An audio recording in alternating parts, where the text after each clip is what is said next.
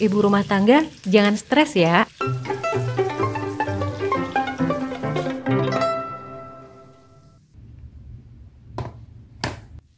Halo Mam, Assalamualaikum. Apa kabar hari ini? Semoga selalu baik ya Mams. Hari ini lagi nyiapin menu apa nih Mams buat keluarga? Kalau aku hari ini mau bikin tahu salted egg Mam, atau tahu telur asin. Nah ini saya mulai ngiris-ngiris bumbunya. Ini cuman pakai bawang putih, nanti saya tambahin apa tuh cabe. Ini saya cuman pakai 2 cabe, dan ntar lebih mantapnya tuh kalau dikasih daun kari Mam. Rasanya kayak keripik Thailand yang rasa telur asin gitu loh Mams.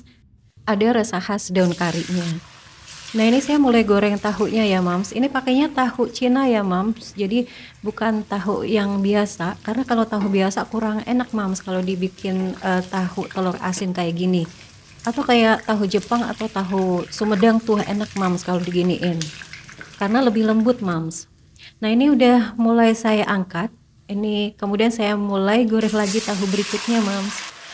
Oh ya Bun, daun kari itu juga bisa dicampurin ketika kita bikin eh, sos lada hitam. Jadi entah itu ayam lada hitam kah, daging lada hitam kah, atau apapun yang dibikin atau yang di sos lada hitam tuh enak dipakein daun kari. Kalau kita masak kari juga gitu Bun, baik itu kari kepiting, kari ayam, kari telur, itu dikasih daun kari itu malah nendang banget rasanya. Nah ini saya mulai tumis bumbunya ya Mams. Nah itu saya kasih daun kari, apa tuh kurang itu sebenarnya daun karinya Bun. Jadi kalau Bunda masak ditambahin atau dibanyakin dikit itu malah lebih enak. Nah kemudian ini saya mulai pakai eh, telur asinnya ya. Ini saya pakai instan ya Bun. Jadi telur asinnya saya pakai telur asin instan, dan ini saya pakai saya tambahin apa tuh namanya, air. Sebenarnya bisa pakai air, bisa pakai eh, minyak. Kalau pakai minyak itu lebih kering sebenarnya jatuhnya Mams, tapi kalau pakai air agak ada lembab-lembabnya gitu. Jadi sebenarnya kalau saya sih lebih milih ke minyak karena jadi kering gitu loh. Nah ini kita aduk-aduk kayak gini, setelahnya tinggal kita sajikan buat sarapan. Nah udah siap kan Bun? Nah hari ini tadi saya juga bikin rawon ya Bun. Ini saya bikin rawon dengkul. Tadi nggak saya videoin karena udah kesiangan Bun hari ini. Jadi saya cepet-cepet aja. Soalnya kalau di videoin butuh waktu lama Bun. Nah setelah masak seperti biasa saya langsung beberes bagian atas. Ini saya lagi ngobrol sama suami saya ya Bun. Kalau di video gini kayak ngobrol sendiri ya Bun. Dan seperti biasa Bun, kalau lagi ngerjain pekerjaan rumah tuh kita santai aja Bun. Jangan terlalu banyak pikiran, jangan terlalu banyak eh, apa-apa dipikirin gitu loh Bun. Soalnya sebenarnya itu yang bikin kita gampang capek Bun. Emang sih perempuan itu makhluk yang multitasking. Jadi kita bisa makan sambil beberes, eh, masak sambil setrika, gitu-gitu kan Bun. Kadang gendong anak sambil nyapu. Karena emang kita makhluk multitasking Bun. Kalau laki-laki jarang banget yang kayak gitu. Karena otak laki-laki itu fokus. Beda sama kita wanita. Nah ini seperti biasa, saya mulai beberes kamar. Ini saya rapi-rapiin biasa aja ya Bun. Jadi nggak yang rapi banget atau yang rapi gimana gitu. Tapi yang penting tuh buat saya nggak kelihatan berantakan banget gitu loh Bun. Jadi pas kita berangkat kerja nanti rumah udah dalam keadaan rapi. Pas kita pulang nanti juga gitu Bun. Rumah masih rapi.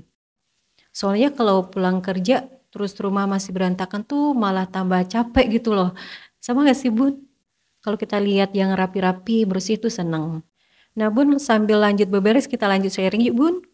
Hari ini saya mau sharing tentang eh, ibu rumah tangga jangan stres ya.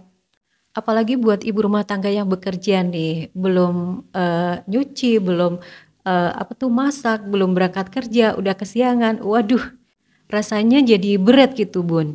Nah ini yang bikin perasaan kita tuh jadi kurang baik, jadi gampang emosi, jadi kurang fokus, gitu-gitulah Bun.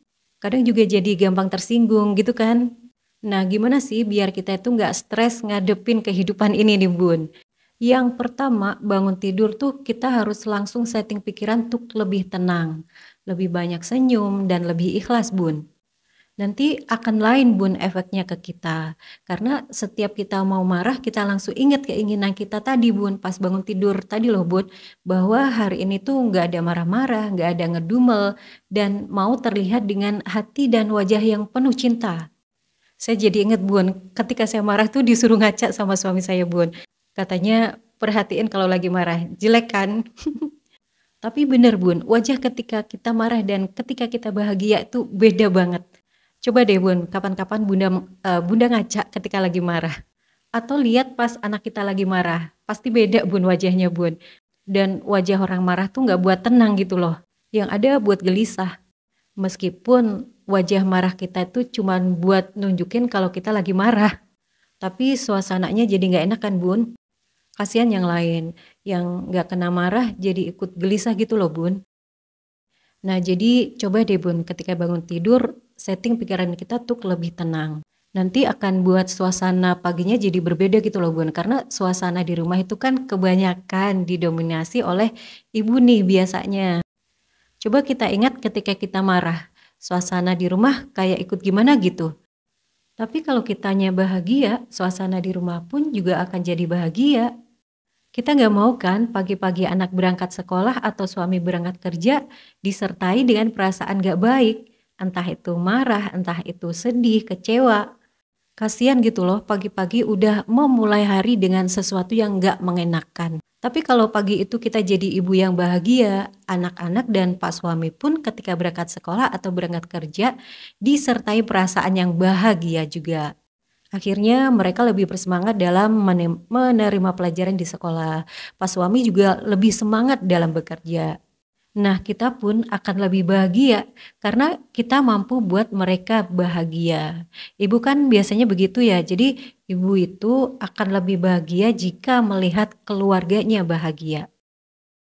Nah, yang kedua, atur porsi pikiranmu, Bun. Jadi, pilih mana yang perlu kita pikirkan dan mana yang nggak perlu kita pikirkan. Menurut saya sebaiknya Bunda bikin list apa aja yang selama ini mengganggu atau memberatkan pikiran Bunda. Kalau kita mau ngelis atau mau menulis apa-apa yang ada di pikiran kita jadi tahu gitu loh Bun, ada hal-hal yang seharusnya nggak perlu kita pikirkan. Misalnya kejadian kemarin-kemarin atau 2 hari yang lalu atau 1 bulan yang lalu nih masih aja dipikirin. Kelihatannya sepele Bun, tapi jika itu sebuah pikiran yang mengecewakan atau memberatkan akan buat kita gampang capek Bun, percaya deh. Kalau saya yang udah ya udah, toh nggak bisa balik lagi gitu loh. Ini lebih detailnya ada di video saya yang judul sharingnya tuh menyesali no tapi memperbaiki itu harus. Nah gitu ya Bun sharing kita hari ini. Jadi agar pikiran kita itu nggak gampang stres, kita harus mampu mengelola pikiran kita untuk lebih tenang. Dan itu dimulai dari diri sendiri Bun. Dan yang kedua harus atur porsi pikiran kita.